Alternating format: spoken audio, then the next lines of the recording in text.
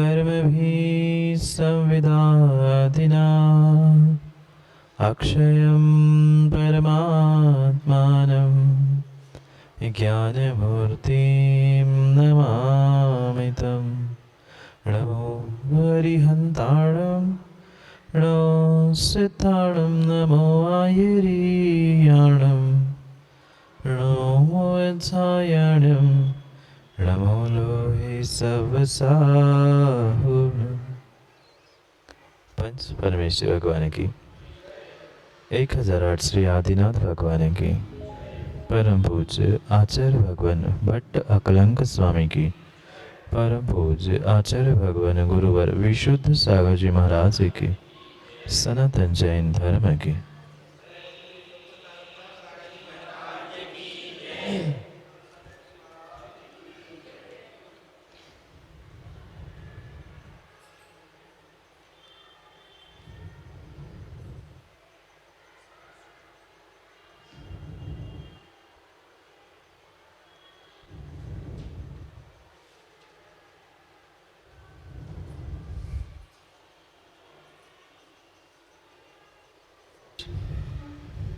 वर्तमान स्वामी के शासन में हमसे विराजते और उनकी यह पावन पीयूष देशना हम सभी के लिए परम उपकारी। उपकारमयी देशना को समझने के लिए जो 4 अनुयोगों की व्यवस्था थी, उन 4 अनुयोगों में महान अनुयोग द्रव्यानुयोग, और द्रव्यानुयोग के रहस्य को समझने के लिए हम सभी यहाँ पर स्वरूप संबोधन ग्रंथ का स्वाध्याय कर भव्यात्माओं आचार्य प्रवर भट्ट अकलंक स्वामी ग्रंथराज स्वरूप संबोधन में हम सभी के लिए आत्मा और परमात्मा के स्वरूप का उद्बोधन कर रहे थे। परमात्मा बनने के लिए पहले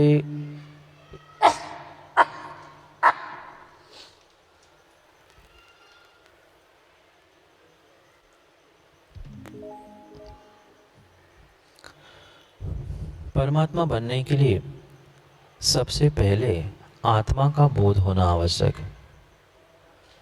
जब तक आत्मा क्या है इसका ही बोध नहीं है, तब तक परमात्मा कैसे बना जाता है, परमात्मा कौन होता है, आदि आदि विषय समझ में नहीं आ सकता। इसलिए अकलंक स्वामी यहाँ अपने शिष्य की अपेक्षा से उसके प्रश्नों को उत्तर देते हुए आत्मा का त्रैकालिक स्वभाव समझाते हुए हमें समझा रहे थे कि आत्मा भी एक द्रव्य है जिसे सामान्य भाषा में जीव द्रव्य कहा जाता, और वही विशेष की अपेक्षा से पर्यायों से युक्त हुआ करता है।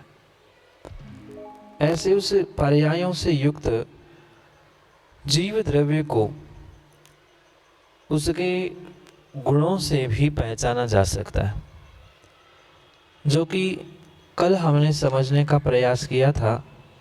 गुण और गुणी, जीव यानी आत्मा और उसका ज्ञान, ये दोनों कथनचित भिन्न हैं और पंडित जी कथनचित अभिन्न है।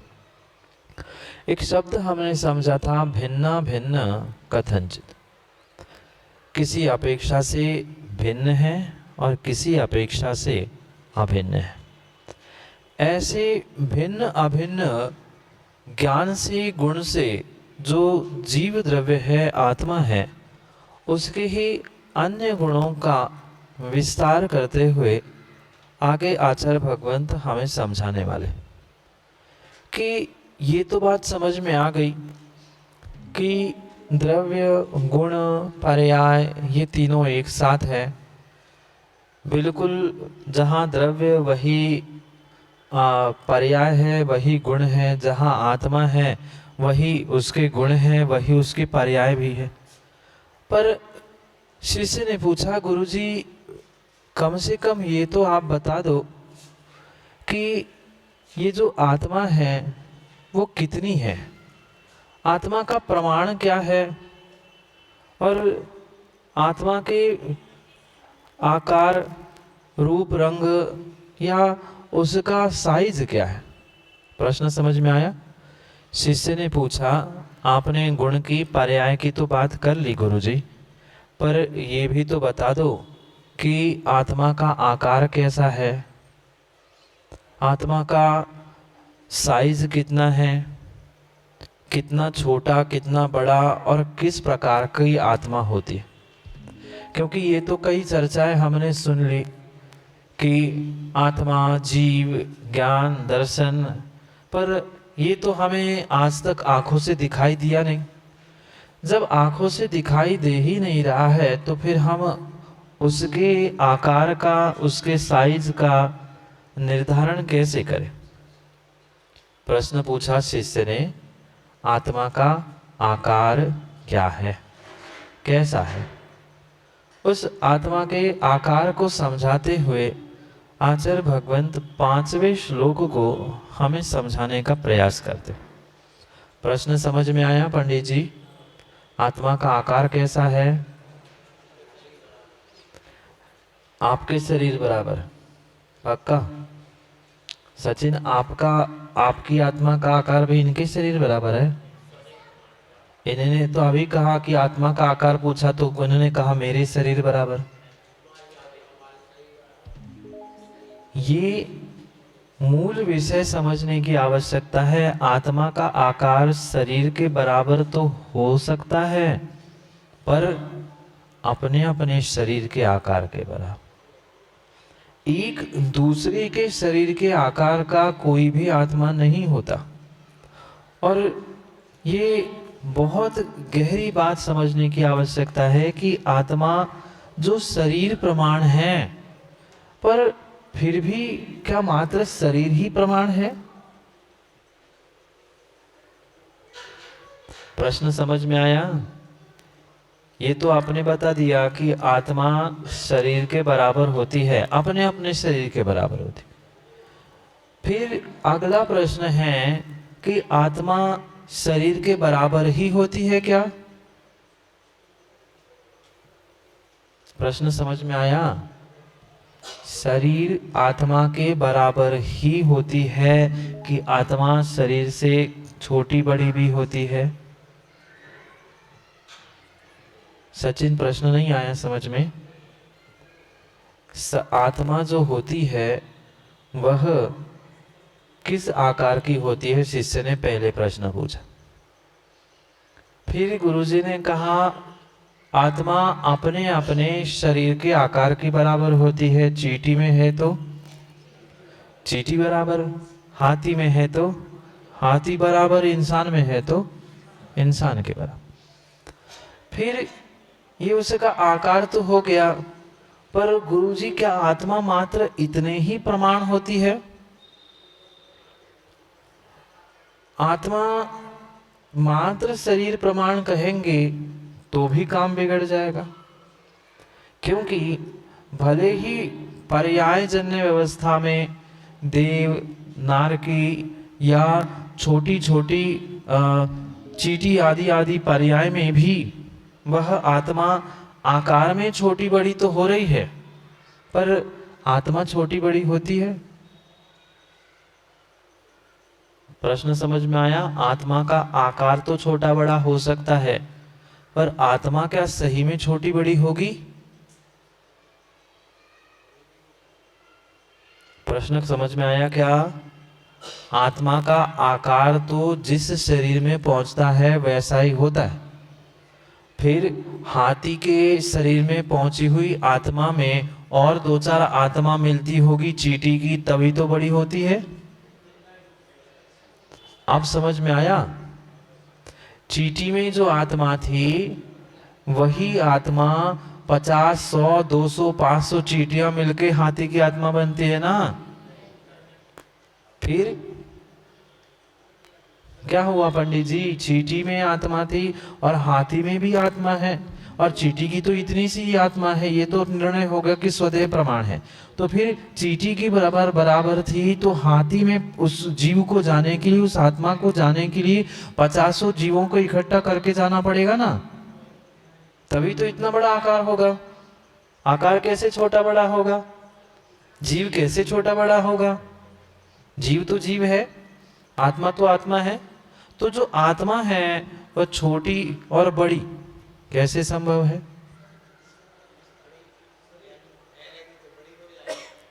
तो वही तो कह रहा हूं, फैलने के लिए 2-4 और भी तो चाहिए उसमें, तभी तो फैलेगी।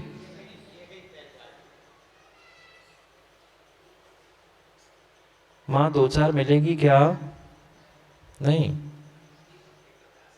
आत्मा का एक विशेष गुण है जिसका नाम संकोच विस्तार है। द्रव्य संग्रह की गाथा याद है? द्रव्य संग्रह की गाथा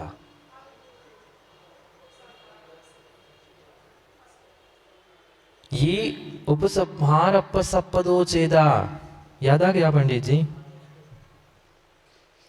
जो संकोच विस्तार के निमित्त से ही आत्मा है, चींटी के शरीर में भी पहुंचेगी तो वही उतनी ही आत्मा है। आत्मा के प्रदेश न चींटी की आत्मा में, चींटी के शरीर में जो कम होते हैं, न हाथी के शरीर में बढ़े जाते हैं। फिर क्या होता है, जैसे आपने रबड़, इलास्टिक आदि सामग्री देखी, खींच लो तो फैल जाती है, छोड़ दो तो छोटी हो जाती। बिल्कुल ऐसा ही आत्मा का विशेष गुण है संकोच और विस्तार। वही आत्मा मात्र साइज उसका विस्तार, आत्मा के प्रदेश फैल जाने से वे बड़े हो जाते हैं, और चींटी में वही संकोचित दब के बैठने से कम हो जाते। बहुत सुंदर दृष्टांत आचार्य भगवान ने दिया। दीपक, एक दीपक चाहे छोटे से कमरे में रख दो, बड़े हॉल में रख दो, या पूरे मकान में रख दो, प्रकाश पूरे में पहुंच जाएगा। और उसी दीपक को उठा के किसी मटके में रख दो, प्रकाश उतना हो जाएगा। अंतर इतना है, वह प्रकाश घनता से युक्त होगा, घना घना होगा, और बड़े स्थान में वही फैला फैला, विरला विरला। ऐसे ही जितना भी बड़ा शरीर हो, उस शरीर के बराबर ही आत्मा होगी, चाहे छोटा हो छोटी होगी, वह मात्र उसमें महंजी संकोच और विस्तार, विस्तार और संकोच, ये उसमें गुण होता है। किसमें? आत्मा में। वायु जैसा नहीं कह सकते, वायु भिन्न है और आत्मा भिन्न है। वायु को आप बांध के नहीं रख सकते, बांध भी लिया तो गुब्बारे में आपने हवा ज्यादा भरी, गुब्बारा फैलता है क्या? तो उसमें ज्यादा भरी गई हवा, ऐसी आत्मा ज्यादा भरी नहीं जा रही शरीर में, आत्मा तो उतनी ही है, मात्र आत्मा के प्रदेश फैल जाते हैं। प्रदेश यानी 2-3 दिन पहले ही फिर से पूछा था, प्रदेशत्व गुण पढ़ा था, तब हमने प्रदेश समझा था। क्या है प्रदेश? एक पुद्गल परमाणु आकाश के जितने क्षेत्र को घेरता है वह एक प्रदेश है। ऐसे ही वह जो असंख्यात प्रदेश है, वे बिल्कुल संकोच होके एक के ऊपर एक में एक घुस जाके चींटी के शरीर में पहुंचते, और वे ही जब एकदम से फैल जाते हैं तो हाथी और पता नहीं और भी बड़े बड़े उस तिर्यंचों के आकार की वह आत्मा हो जाती। बात समझ में आई? एक गिलास शक्कर में 1 चम्मच आपने शक्कर, 1 गिलास दूध में 1 चम्मच शक्कर मिला दी, कहाँ गई? दूध में गई। दूसरी चम्मच, तीसरी चम्मच, चौथी चम्मच, उसमें ही जो प्रदेश की संख्या थी वह एक में पहुंचते गए। ऐसे ही जब वह संगठित होती है आत्मा, समूह छोटा हो जाता है, संकोच को प्राप्त होती है, तो छोटे स्थान पे छोटे पर्याय में पहुंचती है, और वही जब फैल जाती है तब विस्तार को भी प्राप्त होती है। जैसे रबर बैंड, उसमें कुछ मिलाया जाता है क्या? कुछ निकाला जाता है क्या? नहीं, होता है उतना ही, पर उसको खींच लो तो बड़ा हो जाता है और छोड़ दो तो वैसा होता है। बिल्कुल ऐसी ही आत्मा की परिणति होती है। इसलिए यहाँ अगले श्लोक में आचार्य भगवान यही समझाना चाहते हैं कि जैसे उसमें आत्मा में संकोच विस्तार गुण है, उस संकोच विस्तार के निमित्त से वह आत्मा अपने शरीर के प्रमाण बराबर ही होती है। क्या शरीर के बाहर कहीं निकलती आत्मा के प्रदेश? नहीं निकलते। क्या शरीर के किसी उंगली में आत्मा के प्रदेश नहीं है? एक एक जहां तक ये हमें संवेदनाएं हो रही है वहां तक आत्मा के प्रदेश है। हाँ, किसी का कोई विकलांग है, उंगली टूट गई है, जिसका कोई संपर्क नहीं, वहां तक तो फिर भी वह कुछ एक्सेप्शनल केस हो सकती, पर सामान्य मनुष्यों, सामान्य जीवों के लिए जहां तक शरीर है वहां तक वह आत्मा है। बात समझ में आई? मां, शरीर में आत्मा है कि शरीर के भीतर आत्मा है? पंडित जी, प्रश्न समझ में आया? शरीर में आत्मा है कि शरीर के अंदर आत्मा है? शरीर के अंदर नहीं है ना? शरीर के भीतर नहीं है ना? भीतर भी और बाहर भी है। बोलो, बाहर भी है। प्रश्न समझ में आया क्या? कांच का ग्लास, उसमें पानी, पानी कहाँ है? ग्लास के अंदर है कि ग्लास में है? बहुत सोच समझ के उत्तर देना। आंखों के सामने कांच का ग्लास आया, उसमें भरा हुआ पानी, शरबत, ठंडाई आंखों के सामने ले आओ, तो कांच के ग्लास में कि उसके भीतर? ऐसे ही आत्मा शरीर में है कि शरीर के भीतर भीतर है? प्रश्न नहीं आया समझ में क्या मां? एक बात नहीं है, बिल्कुल एक बात बिल्कुल भी नहीं है, बहुत अंतर है। ग्लास में पानी और ग्लास के भीतर पानी। ये जो ग्लास कांच का ऐसा बना है ना, क्या इसके भीतर पानी है? ग्लास कौन सा है? जो कांच का ग्लास है, तो कांच में पानी है क्या? ग्लास के भीतर अंदर पानी है क्या? जो खाली स्थान था, पानी कहाँ है? कांच, ये कांच, ये कांच, इसके भीतर जो खाली जगह थी, पोली जगह थी, पानी किसमें था? इसमें नहीं था, पानी इसमें था। बात आई समझ में? ऐसे ही ये जो आत्मा है, ये कहाँ है? ये जहां तक शरीर है अंदर से, बिल्कुल यहाँ तक बाहर से स्पर्शित है, पर उसके बाहर नहीं निकली। यह शरीर के परतों में वह आत्मा नहीं है। बात समझ में आ रही क्या? पोलापन है ना, यहाँ तक अगर ये ग्लास मान रहे हैं ना, तो यहाँ तक कांच की ग्लास की अंदर की सतह तक ही पानी है। समझ में आया? कांच में तो नहीं है ना? कांच में नहीं है, पर जो ग्लास का आकार था उसके अंदर अंदर है। ऐसे ही आत्मा को भी समझना है। क्यों? क्योंकि द्रव्य संग्रह की एक और श्लोक हमने एक गाथा और पढ़ी थी, किंचुना चरम देहदो सिद्धा। वह किंचित न्यून क्यों है? वही मैं समझाने चाह रहा था। अब आया पंडित जी समझ में?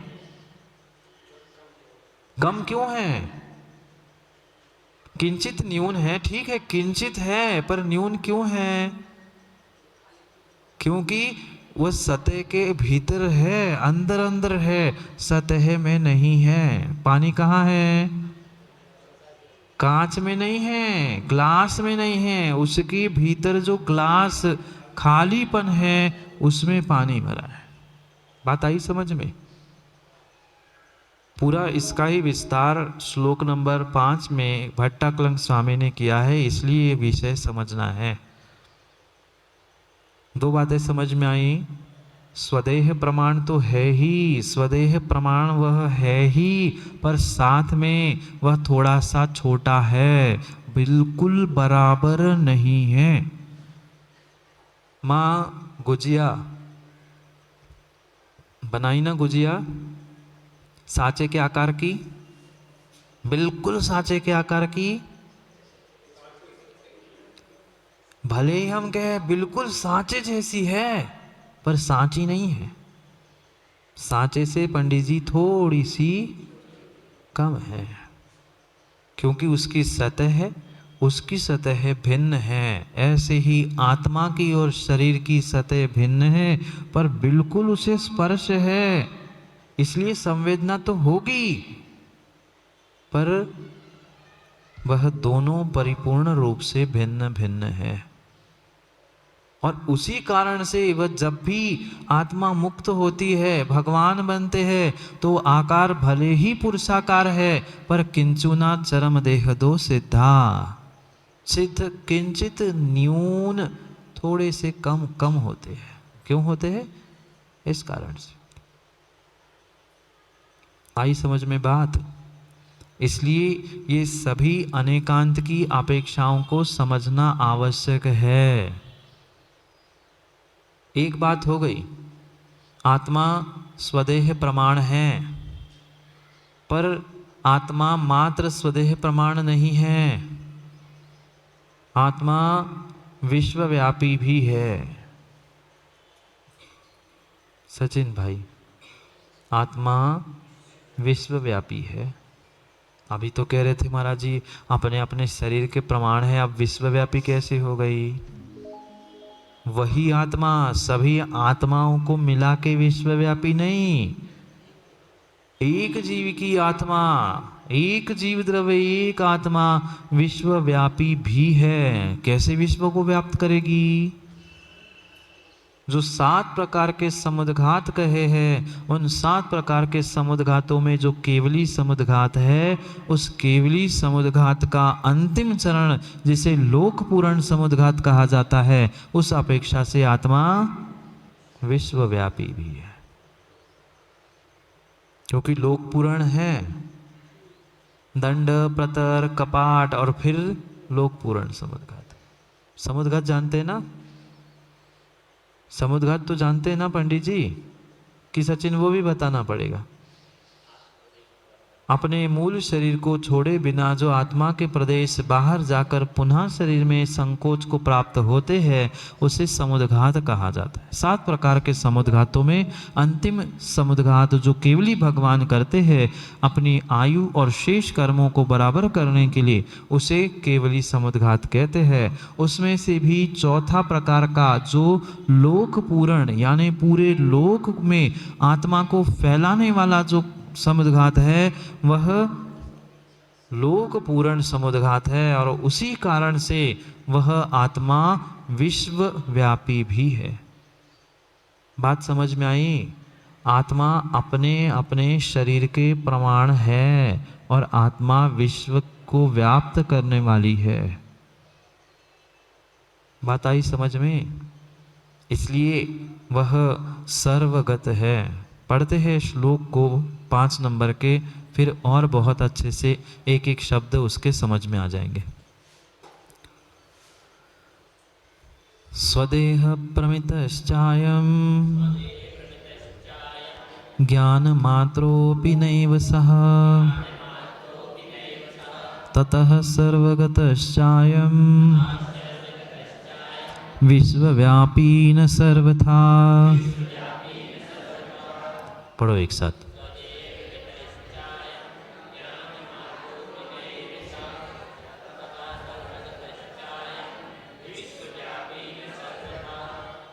बहुत सारा तो अब पढ़ते पढ़ते ही समझ में आने लग गया होगा।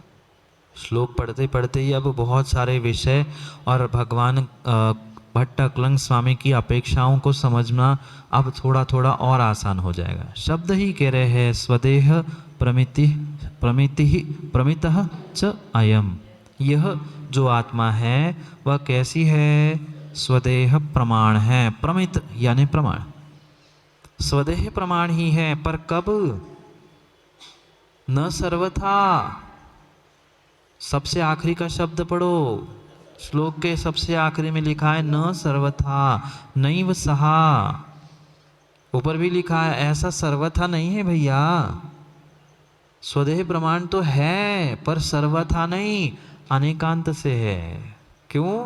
क्योंकि संसारी अवस्था में ही मात्र वह स्वदेह प्रमाण है। और सिद्ध बनेगा फिर ये अपेक्षा क्यों जोड़नी पड़ी? संसारी अवस्था में स्वदेह प्रमाण है ऐसा क्यों कहना पड़ा? क्योंकि सिद्धों के पास शरीर है क्या? फिर उनका प्रमाण अगर सर्वथा ये कह देते कि आत्मा अपने शरीर के बराबर ही होती है तो काम बिगड़ जाता। फिर सिद्धों को भी शरीर देना पड़ता या फिर सिद्धों की आत्मा को ही गायब करना पड़ता। इसलिए जो भी हमारे आचार्य भगवंतों ने समझाया है अनेकांत से, वो बहुत गहरे रहस्य है। बिल्कुल बिल्कुल स्वदेह प्रमित सायम, स्वयं के देह प्रमाण रूप वह है, पर कब कहाँ? संसार अवस्था में। न एव सहा, ऐसा ही नहीं है। क्योंकि सिद्ध अवस्था में ज्ञानम अत्र अपि। सिद्ध अवस्था में फिर आत्मा का प्रमाण क्या है? सिद्ध अवस्था में उसका आकार क्या है? ज्ञान मात्र अपि। पहले श्लोक में पढ़ा था ज्ञान मूर्ति नमामितम। जैसी वह ज्ञान की मूर्ति है ऐसा ही वह ज्ञान मात्र ही उसका आकार है सिद्ध अवस्था पर। फिर भी नैव सहा, न एव सहा, ऐसा सर्वथा नहीं है। कैसा नहीं है सर्वथा? सर्वथा वह स्वदेह प्रमाण भी नहीं है और सर्वथा ज्ञान मात्र प्रमाण भी नहीं है। बात आई समझ में? संसारी अवस्था में वह आत्मा स्वदेह प्रमाण है, ये बात आई समझ में? फिर सिद्धावस्था में कैसी है? वहां तो शरीर नहीं है, किंचित न्यून। पर किंचित न्यून कैसे? किससे किंचित न्यून माने?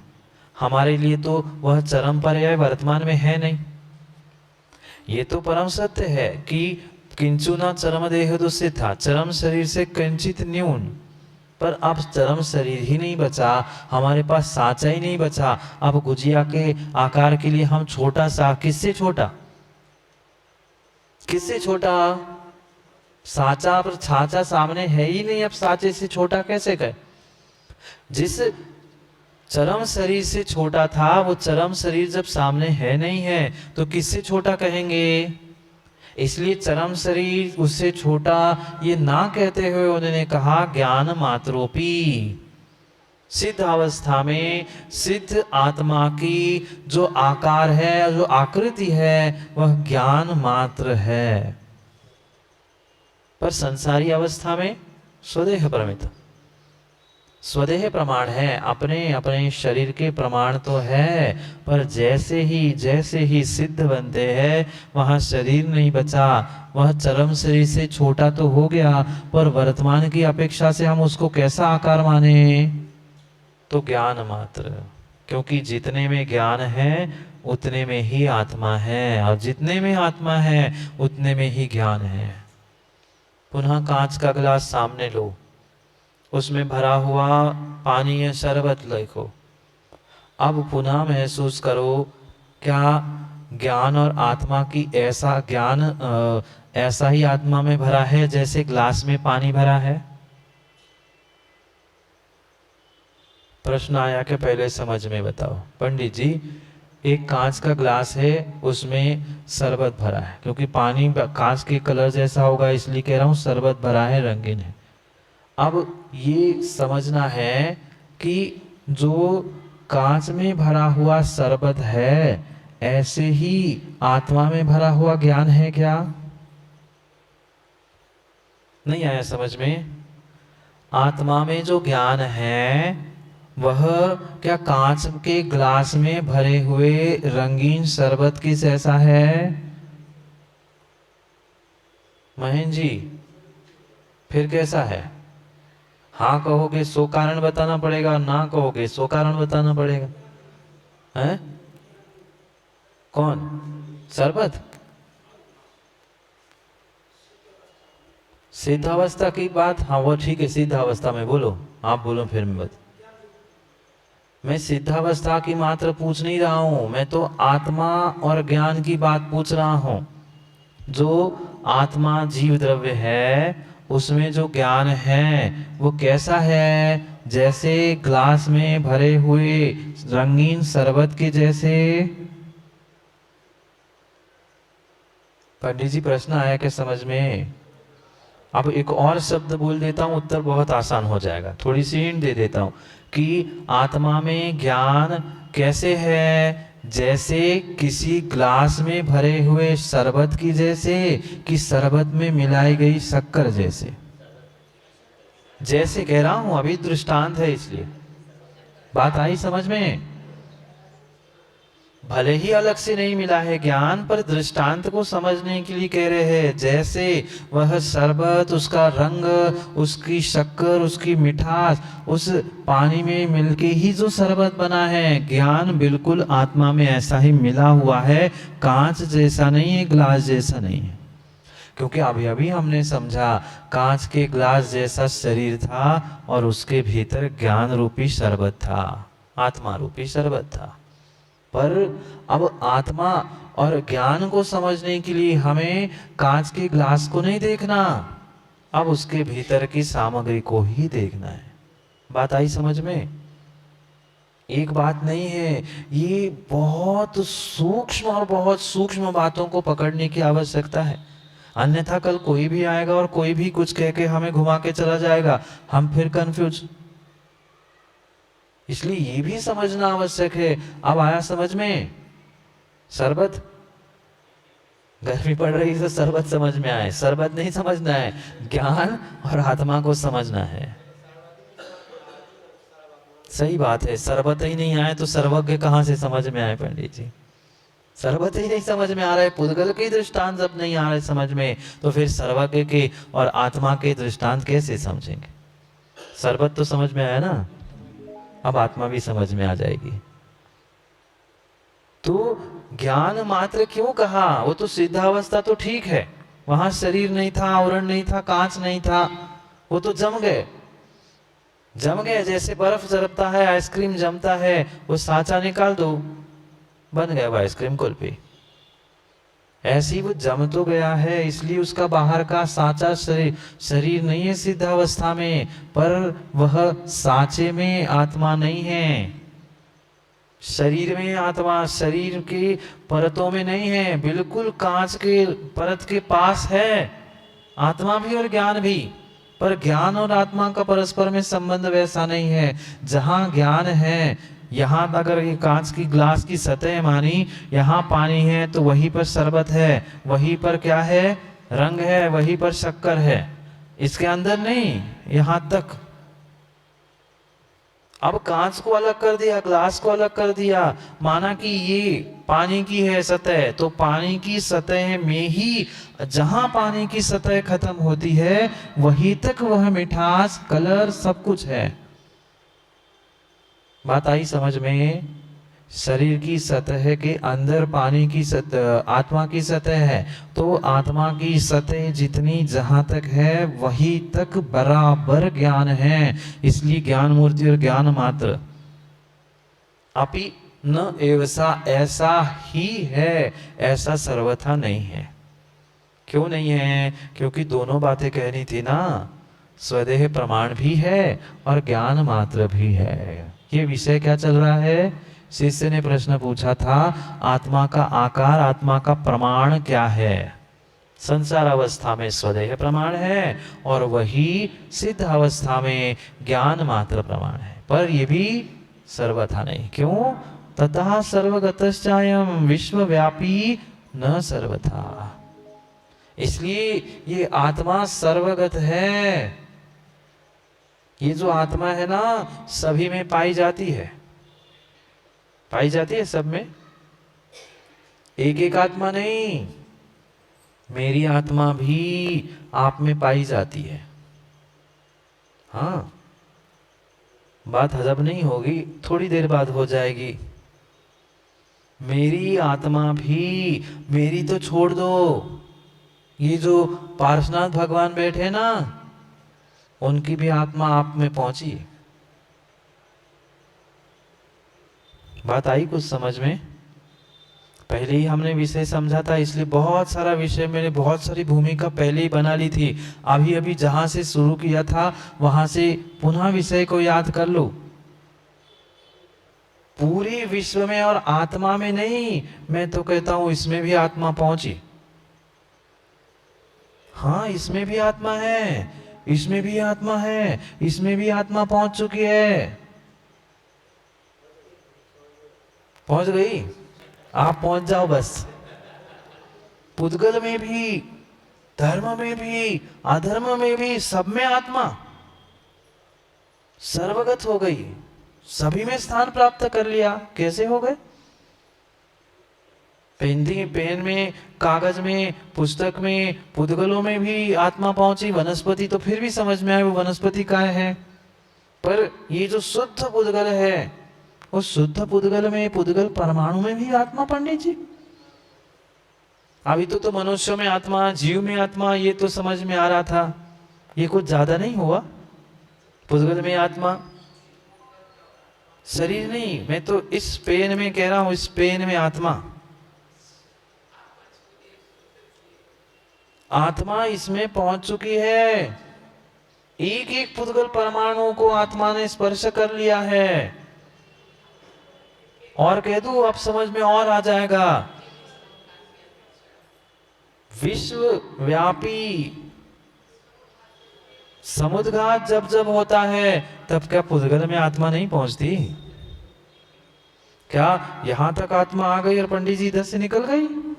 नहीं, वह इतनी सूक्ष्म है, वज्र पटल भी उस पार करके पूरे लोक में फैल जाती है। इसलिए सर्वगत, गत यानी जाना, सर्व यानी सभी, सभी स्थानों में, सभी द्रव्यों में, सभी पर्यायों में जाने जाने वाली यह आत्मा है, पर न सर्वथा।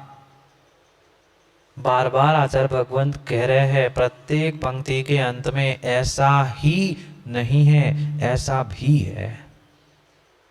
अंतर है ना भी और ही में। भी अनेकांत है और ही एकांत है। शास्त्री समझ में आ रहा है? ऐसा ही नहीं है, ऐसा भी है। सभी में आत्मा पहुंच चुकी है, सभी आत्मा ने सबको स्पर्श कर लिया है, पर क्यों? केवली समुद्घात की अपेक्षा से। भले ही आज मैंने समुद्घात नहीं किया, पर अगर मैं भविष्य में समुद्घात करूंगा ना, तो मेरी आत्मा भी आपकी आत्मा को स्पर्श कर लेगी। क्या तीर्थंकर की आत्मा ने कभी आपकी आत्मा को स्पर्श नहीं किया होगा? क्या केवली भगवान की आत्मा ने आपको कभी स्पर्श नहीं किया होगा?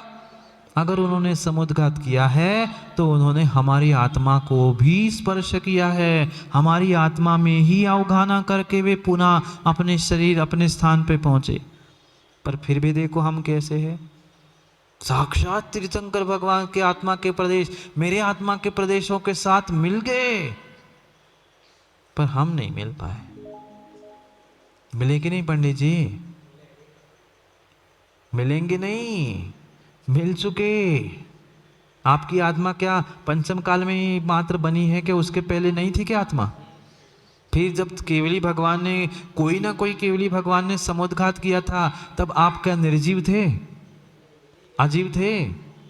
तब भी आपकी आत्मा थी, तब भी आप चेतन थे। उन्होंने स्पर्श किया, आप में वह उनके आत्मा के प्रदेश पहुंच चुके, पर हम सोए थे।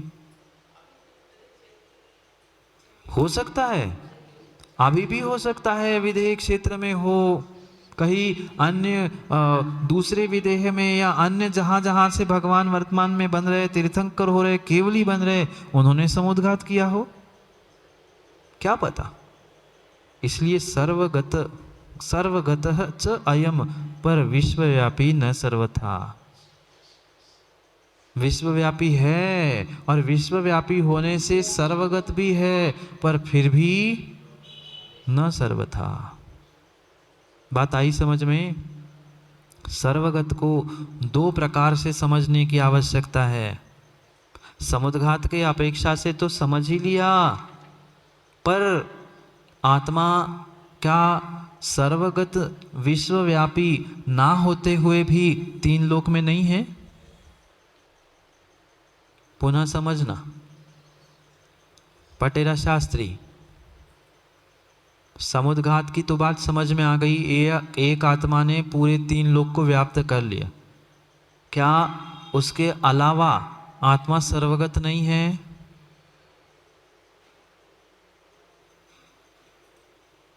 बात आ रही, समझ में नहीं आ रही? प्रश्न समझ में आया क्या?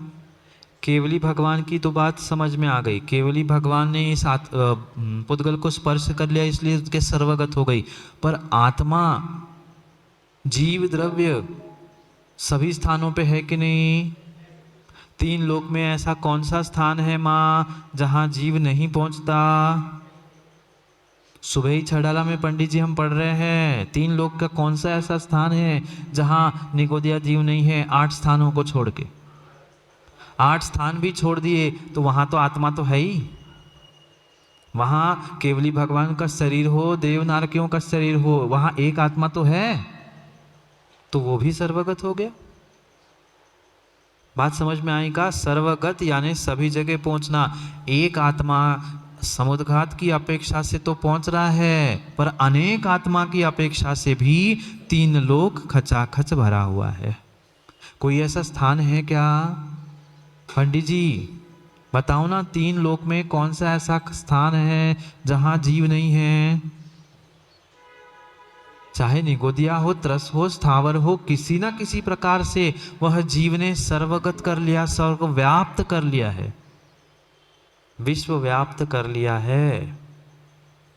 इन्हीं बातों को, इन्हीं सिद्धांतों को ना समझने के कारण अन्य दर्शनों ने अपना अपना मत, अपना अपना सिद्धांत बना के ये कहा कि एक ही हमारा भगवान है और वो सब विश्वगत है।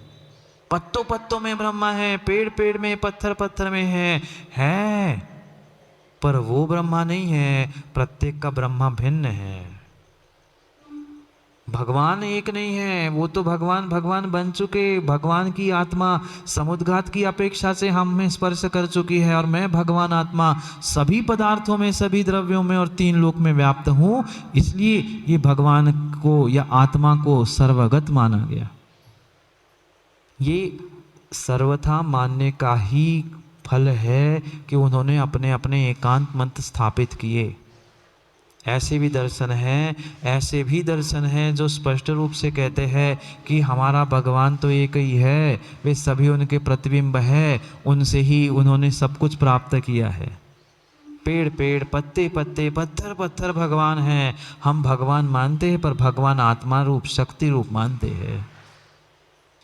बात आई समझ में? सर्वगत दो प्रकार से, केवली भगवान समुद्घात की अपेक्षा से तो सर्वगत हो गए, पर आत्मा ही, जीव द्रव्य ही तीन लोक में व्याप्त है, इस अपेक्षा से भी वह सर्वगत है। और समझने की आवश्यकता है, दृष्टांत की आवश्यकता है क्या? समझ में आया? तीन लोक में कहीं भी ऐसा खाली स्थान नहीं है, भले ही 7 स्थान जो निगोदिया जीवों की अपेक्षा से 8 स्थान जो कहे गए हैं कि वहाँ निगोदिया नहीं है, पर आत्मा तो है। बिना आत्मा के तो आहार कृतिधारी मुनिराज नहीं होते, केवली भगवान नहीं होते, देवनारके का शरीर नहीं होता। इसलिए वह आत्मा सर्वगत है, पर न सर्वथा। सर्वथा मत कह देना, हमेशा तो है। केवली भगवान की बात नहीं चल रही अभी। तीनों कालों में 6 कालों में, तीनों मतलब भूत भविष्य वर्तमान और अवसर्पणी उत्सर्पणी की निमित्त से 6 काल, उन सभी कालों में सर्वगत है, पर मात्र सर्वगत ही नहीं है, स्वदेह प्रमाण भी है। अब आया समझ में? मेरी आत्मा स्वदेह प्रमाण भी है और आत्मा सर्वगत है।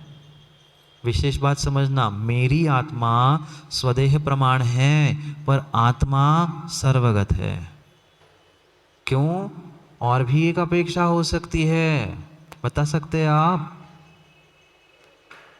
ज्ञान की अपेक्षा से ठीक है, और हमने सभी पर्याय प्राप्त की।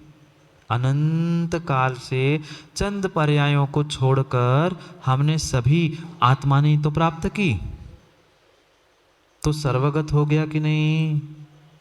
और केवली भगवान का ज्ञान, उस ज्ञान में सभी झलक रहा है। झलक रहा है क्या? केवली भगवान के ज्ञान में धर्म अधर्म भूतगल आकाश काल ये सभी पदार्थ झलक रहे हैं। झलक रहे ना?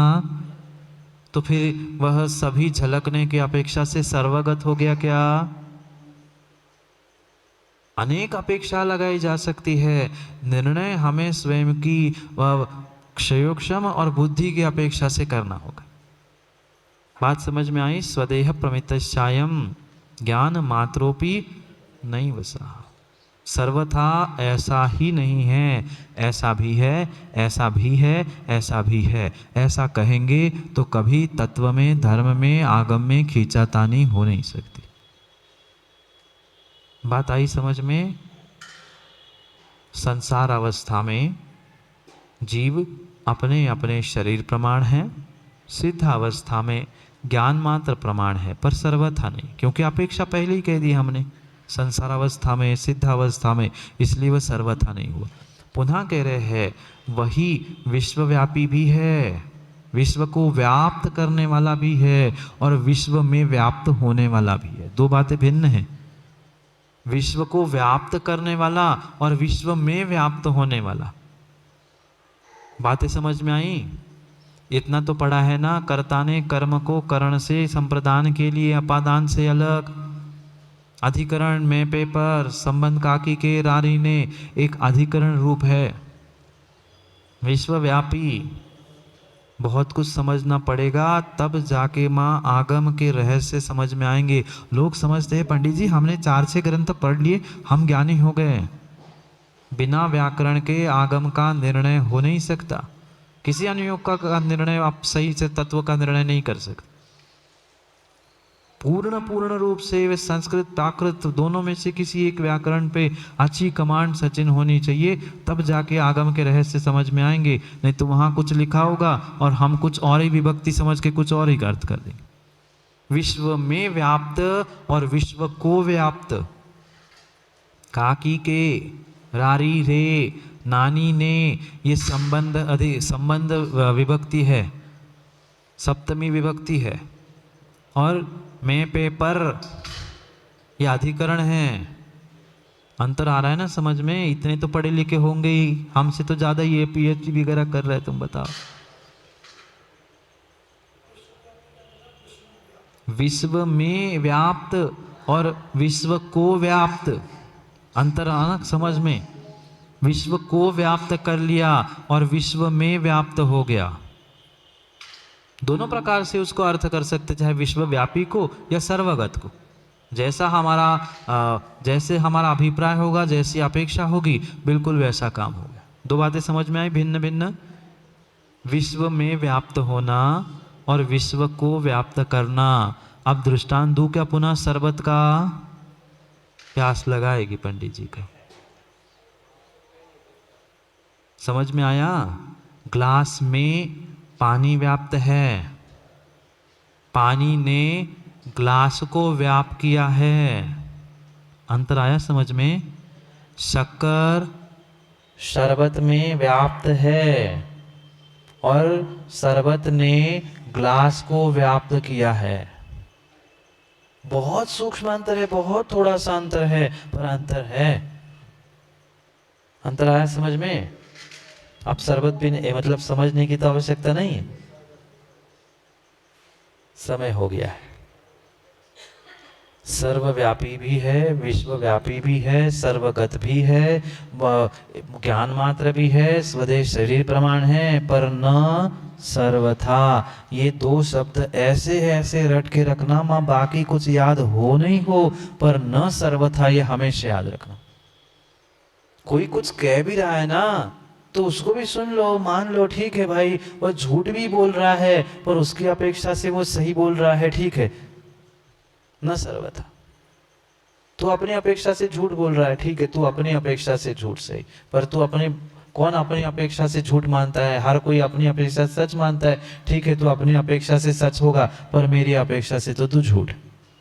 लड़ाई बंद हो गई महन जी।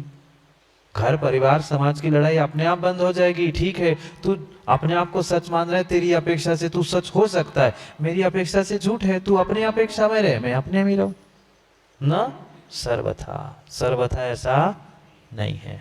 समय हो गया है, करेंगे कल नहीं, अब देखो परसों रहे तो परसों पढ़ेंगे, नहीं तो फिर जब पढ़े मिले तब पढ़ेंगे। 5 श्लोक हमने पढ़े, शायद फिर 16 को अपन पढ़े या जैसी अनुकूलता हो, पता नहीं आगे का, पर 5 श्लोक तक हमने समझने का प्रयास किया। आगे प्रयास करेंगे और समय मिले और आगे की और उन श्लोक और कारिकाओं को पढ़ते हुए आचार्य भगवान भट्टाकलंग स्वामी के इस स्वरूप संबोधन को पूर्ण करने का प्रयास करेंगे। अगर यहाँ नहीं हुआ, क्योंकि पूरा तो होना ही नहीं है 25 लोग, तो आगे का आप लोग उस मोबाइल आदि जहाँ होंगे वहाँ तो आ ही जाना, और यहाँ रहे ही नहीं तो, यहाँ रहे ही नहीं तो क्या पता, ना कल का ठिकाना ना पल का ठिकाना है। बिल्कुल, मैं भी चाहता हूँ कि पूरा तो हो, पर अब किसने देखा, केवली भगवान के ज्ञान में जो झलका है, जैसी गुरु की आज्ञा होगी वहाँ पूरा तो होगा, ग्रंथ आधा अधूरा नहीं छूटेगा। आपको अगर प्रत्यक्ष नहीं तो मोबाइल आदि के माध्यम से परोक्ष रूप से उसे पूर्ण करने का प्रयास करना। अगर समय होगा, अनुकूलता होगी तो हम प्रत्यक्ष पूर्ण करेंगे, और नहीं है तो आप सभी अपने उस डिबिया से परोक्ष रूप से उसे समझने का प्रयास करना। समय आज का पूर्ण हुआ, कल हमें भगवान की उस जयंती को मनाने का अवसर मिलेगा। वहाँ पर हम और भी अच्छे अच्छे स्वाध्याय, कुछ कानों से सुनने वाले होते हैं माँ, कल आंखों से देखने वाला स्वाध्याय भी हम समय पर समय को करने का प्रयास करेंगे, क्योंकि समय पे किया गया काम समय को दिलाता है। बोली भगवान महावीर स्वामी की।